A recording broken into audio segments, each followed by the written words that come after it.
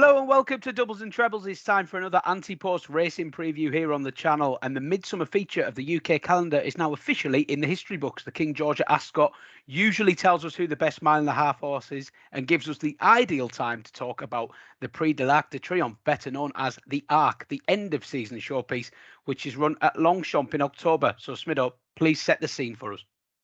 Well, I've been looking at the Arc in detail for maybe 6, 7, 8 years, and it's possibly the most underdeveloped anti-post market I've ever seen at this stage of the season. The Derby winner is injured. The French Derby is very likely to stay at 10 furlongs and will not run in the Arc. The King George has just been won by an 18-1 outsider of 6.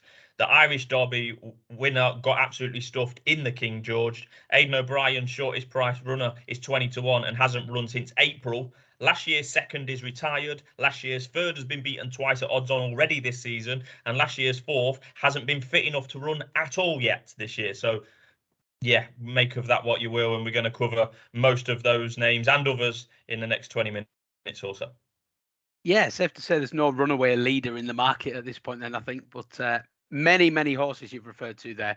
But for the uneducated among us, there's not actually that many names mentioned. Let's start with those currently at single figures in the anti-post market. So we've got Desert Crown, Title Holder, and Torquato Tasso. So they have very different profiles, I think it's fair to say. Yeah, absolutely. I think we'll start with last year's winner, Torquato Tasso. He's about 8-1 in the market. Ran in the King George on Saturday, just gone at Ascot, and was second. Was a bit of a not saying no hoper, but kind of written off in the market. It was his first time on good to firm ground at Ascot on Saturday, and when he was asked a question in the final couple of furlongs, he did look a little bit all at sea, and he jinked a little bit when first asked. He wasn't enjoying the ground, but he certainly ran well enough to be second in what I think is the UK's most richly rewarded horse race. But yeah, he won the Arc last year at 72-1. A shock, definitely a shock. SD, of all people, backed him. Credit to him. He did say the night before he was backing him. But that was swamp-like conditions. He's the best horse in Germany, but clearly is better when armbands are required, as we saw at Longchamp last October. Look, we're running a race on the first Sunday in October in Paris. There's always the element or the risk or likelihood, if you like, that it's going to be soft ground. I'm sure you've heard me say that before, Pineman. He's the one I've got the strongest opinion on out of the ones that are single figures at the moment. I'd have him as favourite, frankly. He's 9-1. Desert Crown or Come On To's 5-1. I'd certainly have to equate Tasso at shorter than 9-1. Like I say, it was a 16-1 outsider in the King George. That was on good firm. He ran a massive race. It was a 3-length second in that race. Massive effort on the ground that every man and his dog, including me, thought was too quick for him. But Connections obviously didn't think it was too quick, and he wouldn't disgrace himself because they've come all the way over from Germany and he's ran well. Directly after the race on Saturday, he was 20-1 for the Arc directly after that. That's quickly disappeared. He's now 9-1. Like I say, I think he should be shorter. Going on to Desert Crown, again a very different profile. He's a 3-year-old, an electric winner of the Epsom Derby. He was favourite for that. Really quite good. He swooped around most of the field. I thought he was pretty decent. Unfortunately, he's got an injured foot as we speak. He missed the King George, which he would have been favourite for, and he won't be back in action until at least September. So at 5-1. You certainly wouldn't want him to be back a horse that isn't fit at the moment, and as a result, might not be running in approximately 9 weeks' time in Paris. The Derby form is questionable at best. You could say that most years at this stage. Obviously, it takes time to prove whether the form is worthwhile or not. The third placed horse in the Derby was Westover. He went on to win a very poor Irish Derby, but then bombed out badly in the King George on his next start. He was about 5-4 favourite, 6-4 maybe, and yeah, he bombed out really quite badly, Westover. None of the other 15 horses that ran in the Derby, other than Desert Crown and Westover, have boosted the form at all. Far from it. The form may improve as time goes on, but it doesn't look good right now. I'd love Desert Crown to run in the Arc. I really like him. I think he won the Epsom Derby really well, very exciting. But you cannot be backing him at 5-1. The other one at single figures in the market at the moment, Pineman, is Title Holder, 8-1. every year we have a Japanese contender. The Japanese hope. They've still never won it. They've come close on more than one occasion. I was there for one of them, and obviously going back to the day, Deep Impact being another one that came close but didn't get over the line in first. As always, I don't know a lot about the Japanese form, but title holder has won his last 3 starts, 2 at Group 1. He looks to be improving every time he runs, getting better with age. Them 3 starts, he's won by an aggregate of nearly 10 lengths. So he's clearly one of the best horses in Japan and would have a chance if able to show his best form. But it's always a question of, 12 furlongs around Paris in October is very different to, 12 furlongs in Japan in March and April. In May this year, title holder walloped a horse called Deep Bond by 7 lengths. Deep Bond actually went off at around 20 to 1 for the Arc last year. He finished last of 14, but title holder has walloped him since. So make of that what you will. But yeah, of the 3, I would definitely prefer, if I had to back one of them now with your money, Pie Man, it would be Torquato Tasso. Although I do think the 9 to 1 it definitely is a little bit shorter than what it was in the direct aftermath of the King George. Yeah, you do feel like the Japanese is a matter of when, not if. They throw hammer and tongs at it every year, don't they? But yeah, very difficult to kind of assess that form, I think, in comparison to what we have elsewhere. So I'm just going to say, you've mentioned the King George about 4 or 5 times there, and we haven't mentioned the winner of the King George, a horse I really like, Pile Driver, who to my eye seems to be constantly underestimated throughout his career. He's gone off 18 to 1 for this race, an absolute no-hoper, and won easy peasy to my eye. So why is he not higher up in this market? He probably should be higher up, Pie Man. It is about 16 to 1 best price at the moment for the Arc. It's just a question of he might not run, to be honest. His owners are all of their eggs, if you like, are in this basket. They're having a fantastic time with him. I think they bought him for £10,000. Yeah, not bad. I think on Saturday he won about 600,000 or 700,000 in just one race, and he's won a fair few others, but he's got an international profile, let's say. He could have lined up at the Arc last year. He could have lined up in the Arc the year before. He didn't. So that might be a nod into itself that he again might not line up this year. He could do. He might not. I wouldn't be confident that he is going to line up. I feel like the King George was his cup final, to be honest, which is absolutely fine. No problem. It's one of the most prestigious races in Europe, definitely in the UK. I've not got a clue where he might run next. I mean, this is a horse in the last 12 months has ran at Lingfield, Epsom, Ascot, Shartin, Ridia, and Meydan. He has got international ambitions for the remainder of the season. I heard connections talking after the race. But yeah, the Arc is definitely on the radar for him.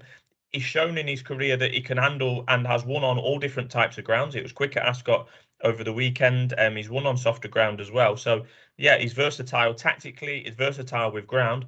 There's no reason why he shouldn't be running in the Arc. But can I make a case for him to winning it? Probably not. But I've said that about this horse many times before, and he's proven me and many others wrong. If he was to line up, he's certainly got a chance and wouldn't be a 16 to 1 poke. But he is consistently underestimated in the market, as you've alluded to, throughout his whole career. He was 66 to 1 for his first race ever and won that. So I hope he lines up. He's a really, really likable horse. He's got likable connections, for a smaller training operation in William Muir and Grassick on a joint license. Like I say, the owners pretty much only own this horse. They would have been offered millions for him even before he won the King George, and they've turned him down. He's going to be a stallion prospect for them as well. So good luck to him. Yeah, it's a kind of story racing needs, and it's nice to think. I mean, the reality of owning a horse is it's not quite that, is it? It's generally you're hemorrhaging money and you're doing it out of a labour of love. But to hear someone roll the dice for such a small fee and get to go and win all these big races, I just think it's absolutely fantastic. I would love to see him line up, and good luck to his connections. Well done for turning down all those offers. Elsewhere, Charlie Appleby had Hurricane Lane third, Adayar fourth last year. They both had long-term targets to return to Paris. What's happened there? It's not good, is the conclusion, really, Pie Man. Adayar won the Derby in 2021, won the King George in 2021 as well. But yeah, ran in the Arc last year, was one of the favourites. Bad ground, hard race. A quick turnaround to the Champion Stakes a couple of weeks later at Ascot has not gone well for him, let's be honest. He bombed out in that and hasn't been fit since. The Coronation Stakes was his first target. He didn't run in that. The Prince of Wales at Royal Ascot was his second target. He didn't run in that. Then the King George is not running that. I mean, the latest bulletin from Charlie was positive, but he's been off a very long time. You would be concerned about him ever returning to the track, to be honest. He's 20 to 1 to go on and win the Arc this year. Like you say, he was fourth last year. He's going to have to be better again this year with the extra weight that the 4-year-olds carry. Yeah, certainly his campaign or lack of so far this season isn't filling you with confidence. Hurricane Lane, I mean, the update on him's even worse. He was third last year, 20 to 1 he is for this year. He got found out on quick ground in the Hardwick at Royal Ascot. That was his first run of the season. We could forgive him for that, but then he bombed out really, really very badly in the Grand Prix de Paris on July the 3rd. He was odds on for that as well. The ground was apparently quicker than it was officially reported on. I have a long running bit of banter with one of our followers, Andy Humphrey, because some of these ground descriptions of the French racing are, or they make they make Haydock's going descriptions look accurate. Let's put it that way. But yeah, Hurricane Lane weakened very badly in the straight in the Grand Prix de Paris. He finished pretty much last, a race that he actually won last year. He certainly didn't win it this year. Yeah, his career could be in tatters. Both of their careers could be in tatters, to be honest. And away from them, in terms of 3-year-old Godolphin runners, can't think of any this year. So if a Dayar and Hurricane Lane don't run in the Arc, and they might well not do, Godolphin could be unrepresented in the Longchamp showpiece this October. Unbelievable, isn't it? Really, it's amazing to think. Feel sorry for Charlie Appleby there, one of racing's good guys, I think, and yeah, sad for him not to potentially have a runner in there. But we've talked about Appleby and Godolphin. Seems a good time to talk about Coolmore, Aidan O'Brien. Does he have any potential contenders? I mean, you touched on it before. I mean, normally Aidan would be mob-handed in this kind of race, but not seen a lot. Yeah, not a lot at all, Pie Man, to be quite honest with you. It's the first time in a very long time that they've not won a male classic so far this year. The English 2,000 guineas, Irish 2,000 guineas both went to Godolphin. The English Derby went to Desert Crown. The Irish Derby also went to the UK. That is not a good return for Aidan O'Brien. Aidan O'Brien's lack of particularly 3-year-old colts was evidenced when Tuesday the female who won the Irish Oaks for who won the English Oaks for Aidan O'Brien was supplemented and ran against the boys in the Irish Derby. You can run females in the male horse races, but it doesn't happen very often at all. Tuesday was massively disappointing in that, and she's any price you like for the Arc. God knows where she goes next, probably against her own sex in something like the Yorkshire Oaks. But it's a bit of a swing. It is a bit of a swing because I really, really like Luxembourg. I tweeted the other day, when Luxembourg returns to the track, I'm all over him. I think he wins the lot. I think he's special. Said it on this channel before. I do think he's special. He's had 4 starts. He was unbeaten as a two, including the Group 1 Racing Post Trophy. It was favourite for the Derby over the winter, and a few weeks before the Derby until he was injured. I think he pulled a tendon, missed the Derby. I think that was. It's going to sound daft because I'm putting him up for the Arc, but I think it was right for him to miss the Derby. He might not stay a mile and a half. I don't think he was suited for Epsom at all, and I'm kind of glad he didn't run there. Although obviously it took a little bit away from the race itself. But he is injured and he's not been seen since running in the 2,000 guineas on April the 30th, where I thought he ran an absolute storm. He went off 9-2 third favourite for the 2,000 guineas. I think the only 2 horses that beat him were Caribus and Native Trail. Both have won Group 1 since then. He clearly ran like a horse that wanted significantly further than a mile. He was running in the wrong race, let's be perfectly honest, Luxembourg in the Guineas. He missed the break. He looked well beaten at the 2-pole, but when he hit top gear, he finished his race off really, really nicely. I was all over him after that. Unfortunately, he got injured. Like I say, he might not stay a mile and a half, and you need to stay a mile and a half to win the Arc. Don't get me wrong, but I think it's worth the risk at the moment. He's 27 on the exchange today. I've backed him today. As always, we don't put up any selections on here that we don't put our own money on. He's the only chance Aidan might have as a serious Arc contender this year. He is going to be running, or is intended to run in the Irish Champion Stakes over 10 furlongs on September the 10th. He's 6 to 1 for that. I can see him winning that and then it's going to be very tempting for Aidan and the boys to nudge him towards the Arc. It would be a massive ask for a horse to have 4 months off, or 3 or 4 months off, come back, win the Irish Champion Stakes, which is a cracking race, and then go to the Arc. But that's what I can see happening. I think if he wins the Irish Champion Stakes like I expect him to, he isn't going to be 27 on the exchange or 20-1 on Oddschecker, as you can see now. So yeah, it's a bit risky, but he's the one that I'm all over Luxembourg when he returns. I don't care in what race. If it's the Arc, brilliant, but all races.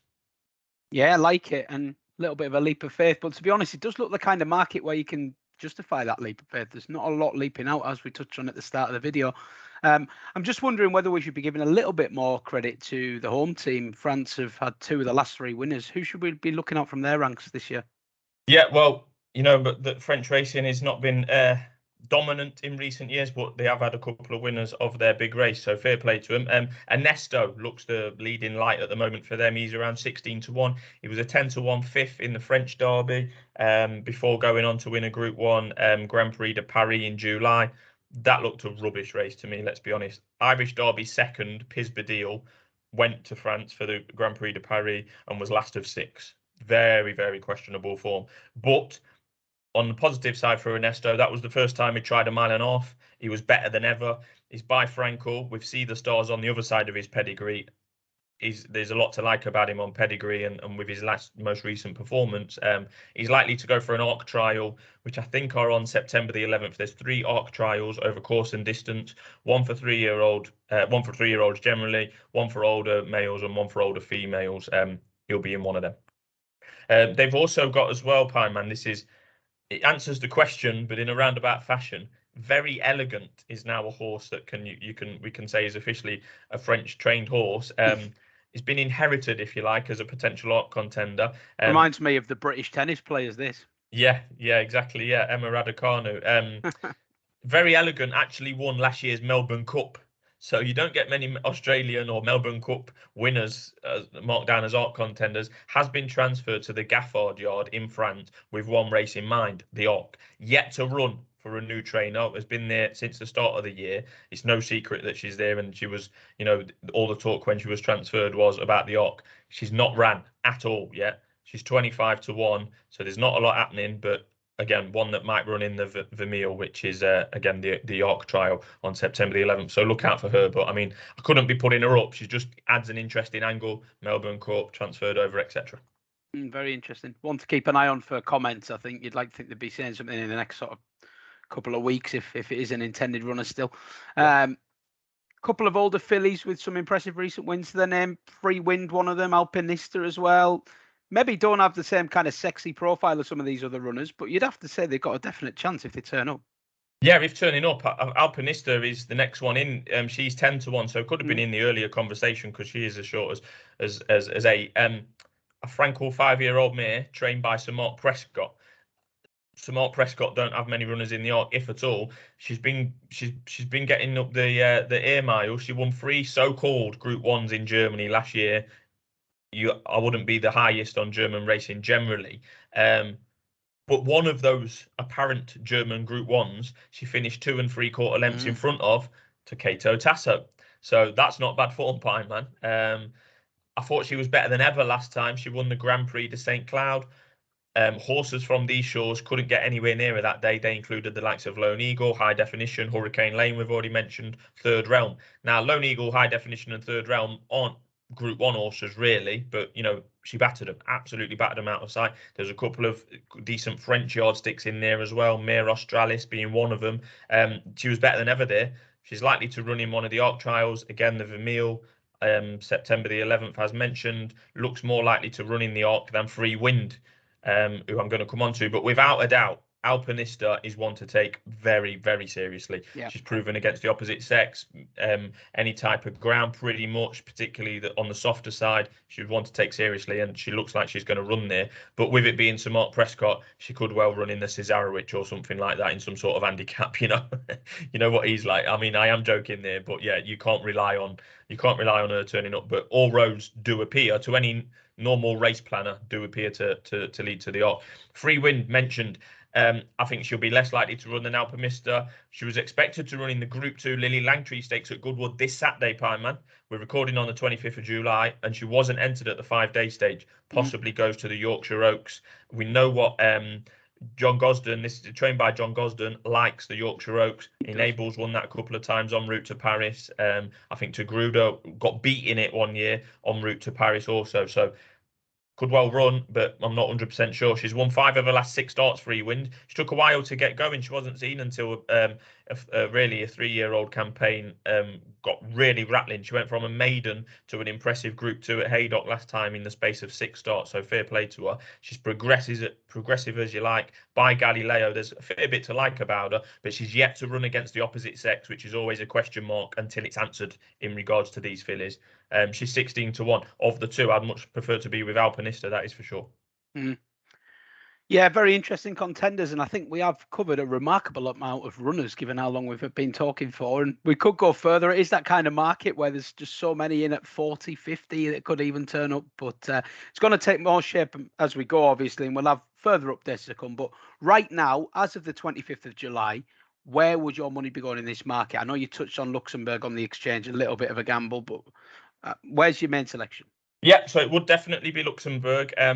It is a bit of a punt given that officially, as we speak now, he's injured or just returning from an injury, and he might not stay. He might not stay the trip, but we're going to find out. Hopefully, I think he will run in the Irish Champion Stakes, and I expect him to win or go very close.